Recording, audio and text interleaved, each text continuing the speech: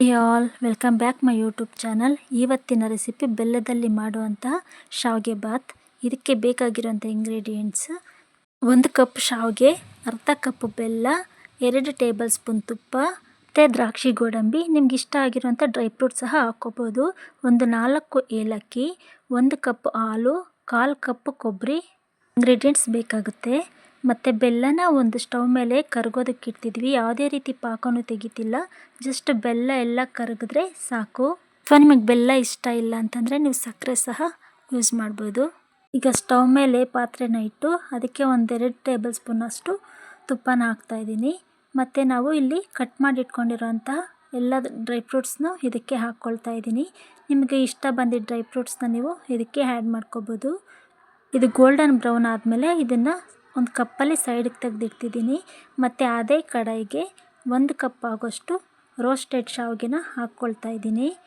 ಅದೇ ತುಪ್ಪದಲ್ಲಿ 1 ನಿಮಿಷ ಈ ರೀತಿ ಫ್ರೈ ಮಾಡಿಕೊಂಡ್ರೆ ಸಾಕು. ನಿಮಿಷ ಆದಮೇಲೆ ಇದಕ್ಕೆ 1 ಕಪ್ ಆಗೋಷ್ಟು ಗಟ್ಟಿ ಹಾಲು ಮತ್ತು ಒಂದು ಅರ್ಧ ಗ್ಲಾಸಷ್ಟು ನೀರನ್ನು ಸಹ ಹಾಕ್ಕೊಳ್ತಾ ಇದ್ದೀನಿ. ಹಾಕ್ಕೊಂಡು ಇದಕ್ಕೆ ಪ್ಲೇಟ್ ಕ್ಲೋಸ್ ಮಾಡಿ 1-2 ನಿಮಿಷ ಬೇಯೋದಕ್ಕೆ ಬಿಡ್ತೀನಿ. 2 ನಿಮಿಷ ಬೇಯಿಸಿದ ಮೇಲೆ ಈ ರೀತಿ ಅರ್ಧ ಶಾವಿಗೆ ಬೆಂದಿರುತ್ತೆ. ಈಗ ನಾವು ಕರಗಿಸಿಟ್ಟಿರೋಂಥ ಬೆಲ್ಲನೂ ಇದಕ್ಕೆ ಹಾಕ್ಕೊಳ್ತಿದ್ದೀವಿ.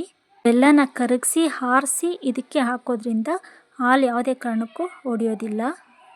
ಒಂದ್ಸಲ ಚೆನ್ನಾಗಿ ಮಿಕ್ಸ್ ಮಾಡಿ ಇದನ್ನು ಬೇಯೋದಕ್ಕೆ ಬಿಡೋಣ.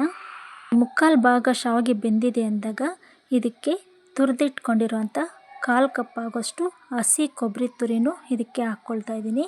ಮತ್ತು ಒಂದು 1/4 ಟೀ ಸ್ಪೂನಷ್ಟು ಏಲಕ್ಕಿ ಪುಡಿನೂ ಸಹ ಇದಕ್ಕೆ ಹಾಕ್ಕೊಳ್ತಾ ಇದ್ದೀನಿ. ಹಾಕ್ಕೊಂಡು ಒಂದ್ಸಲ ಚೆನ್ನಾಗಿ ಮಿಕ್ಸ್ ಮಾಡ್ಕೊಳ್ಳೋಣ. ನೋಡಿದ್ರಲ್ವ, 1-2 ನಿಮಿಷ ಈ ರೀತಿ ಮಿಕ್ಸ್ ಮಾಡಿಕೊಂಡು ಬೇಯಿಸ್ಕೊಂಡು ಲಾಸ್ಟಲ್ಲಿ ಈ ಡ್ರೈ ಫ್ರೂಟ್ಸನ್ನು ಸಹ ಇದಕ್ಕೆ ಹಾಕ್ಕೊಳ್ತಾ ಇದ್ದೀನಿ. ಈಗ ಲಿಡ್ಡನ್ನು ಕ್ಲೋಸ್ ಮಾಡಿ ಸ್ಟವನ್ನು ಆಫ್ ಮಾಡೋಣ. ಈಗ ಇದನ್ನು ಒಂದು 10 ನಿಮಿಷ ಬಿಟ್ಟು ನಿಮಗೆ ಓಪನ್ ಮಾಡಿ ತೋರಿಸ್ತಾ ಇದ್ದೀನಿ. ನೋಡಿದ್ರಲ್ವ, ಪರ್ಫೆಕ್ಟ್ ಆಗಿರುವಂಥ ಶಾವಿಗೆ ಬಾತ್. ಸಂಜೆ ತನಕ ಇಟ್ಟರೂ ಇದು ಗಟ್ಟಿ ಆಗೋದಿಲ್ಲ. ಈಗ ನೀವು ಇದನ್ನು ಸರ್ವ್ ಮಾಡ್ಬೋದು. ನೋಡಿದ್ರಲ್ವ, ಇಷ್ಟು ಸಿಂಪಲ್ಲಾಗಿ ಬೆಲ್ಲ ಹಾಕಿ ಮಾಡುವಂಥ ಶಾವಿಗೆ ಬಾತು ಹೇಗಿತ್ತು ಅಂತ.